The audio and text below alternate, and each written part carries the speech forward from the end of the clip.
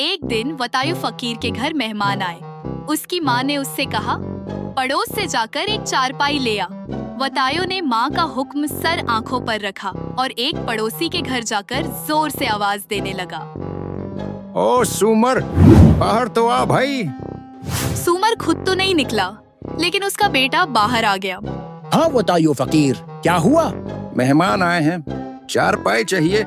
वतायो फकीर, चारपाई की तो कोई बात नहीं, लेकिन हमारे पास सिर्फ 2 ही हैं। एक पर मैं और अब्बा सोते हैं और दूसरी पर अम्मा और मेरी बीवी। अरे भाई, चारपाई भले ही मत दो, पर सोया तो ढंग से करो। हाँ? एक पर तुम और तुम्हारी बीवी सो जाओ, दूसरी पर तुम्हारा बाप और माँ सोएं।